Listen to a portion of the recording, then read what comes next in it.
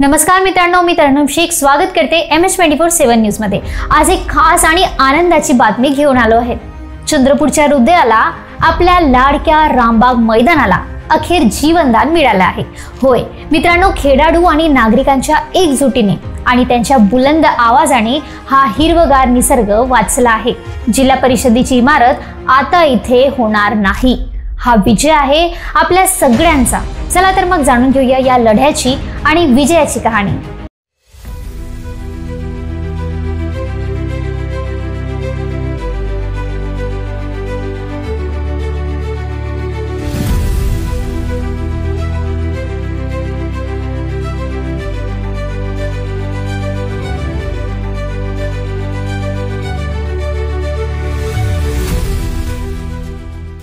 रामबाग मैदान हे नाव ऐकताच चंद्रपूरकरांच्या डोळ्यासमोर येतं ते हिरवं मैदान, झाडांची सावली आणि स्वच्छ हवेचा मंद झुळझुळता वारा।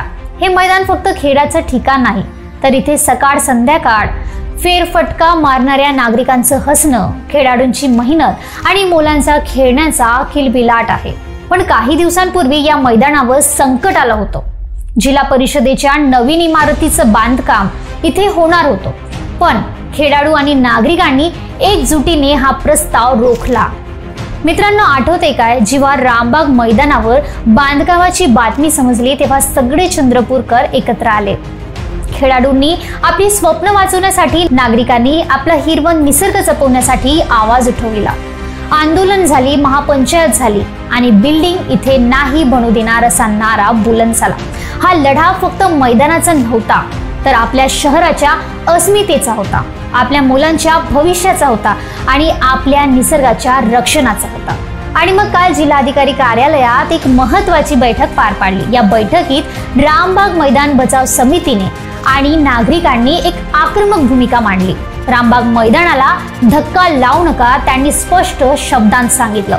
विकासाला आमचा विरोध नाही, पण लोकशाहीत जनभावनेचा आधार झालाच पाहिजे। खेळाडूंची स्वप्न, निसर्ग आणि मुलांचं खेळणं याला प्राधान्य द्यावं असा आग्रह धरला। आणि मित्रांनो, तुमचा आवाज ऐकला गेला। जिल्हा परिषदेची इमारत आता दुसऱ्या ठिकाणी बांधण्याचा निर्णय घेण्यात आला आहे आणि हा विजय आहे जागृत नागरिकांचं, तुमचं आणि आमचं।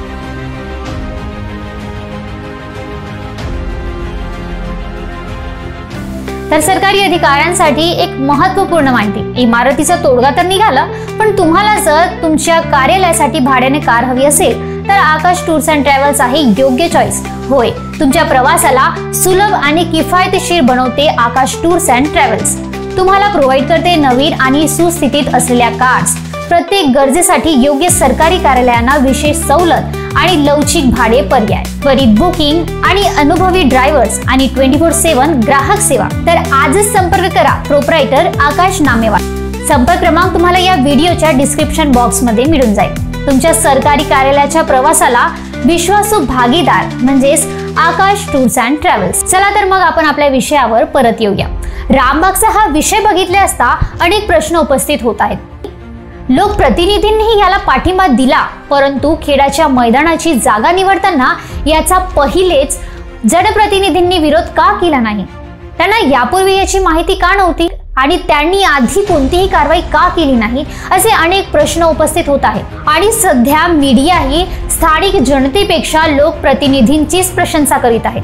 हे सर्व आगामी निवडणुकींसाठी राजकीय खेळ तर नाही ना? असे अनेक प्रश्न यामुळे निर्माण होत आहेत। खरे तर मैदान वाचवण्याचे खरे श्रेय मैदानावर उतरून लढणाऱ्या स्थानिक नागरिक, खेळाडू राजेश अडलूर आणि संघटनेचे अध्यक्ष पप्पू देशमुख यांना जाते। ही वास्तविकता सर्वांना माहीत आहे। जनप्रतिनिधींच्या शेपट्यात धरणे सोडून न्याय हक्कासाठी लढणे मात्र गरजेचे। ज्याप्रमाणे आज रामबागसाठी चंद्रपूरकर एकजूट होऊन इतिहास घडविला, खरंच खूप कौतुकास्पद गोष्ट आहे। आणि खरं सांगू, ही एकता पाहून मला खूप अभिमान वाटतंय। चंद्रपूरकरांनी दाखवून दिलंय की जेव्हा आपण एकत्र येतो तेव्हा कोणतीही गोष्ट अशक्य नाही। आता पुन्हा मैदानावर खेळाडू निर्धास्तपणे सराव करतील, मुलं खेळतील आणि नागरिकांना त्यांचा हिरवा निसर्ग मिळेल। रामबाग मैदान वाचवलं म्हणजे आपण आपल्या पुढच्या पिढीला एक हिरवगार आणि स्वच्छ भेट दिली आहे। या विजयाने सिद्ध झालं की जेव्हा आपण एकत्र येतो तेव्हा कोणताही लढा जिंकू शकतो। मित्रांनो, हा विषय फक्त रामबाग मैदानाचा नाही तर आपल्या एकजुटीचं आणि आपल्या आवाजाचा आहे। तुमचा एक आवाज महत्त्वाचा होता आणि तो ऐकला गेला, याचं समाधान आहे। आता आपण असेच एकत्र राहूया, आपला निसर्ग जपूया आणि आपल्या खेळाडूंच्या स्वप्नांना पंख देऊया। सध्या या विजयाचा आनंद साजरा करायला हा व्हिडिओ लाईक करा, शेअर करा आणि या विजयाबद्दल तुमची काय मत आहे कमेंट्स मध्ये नक्की सांगा आणि चॅनलला सबस्क्राइब करायला विसरू नका।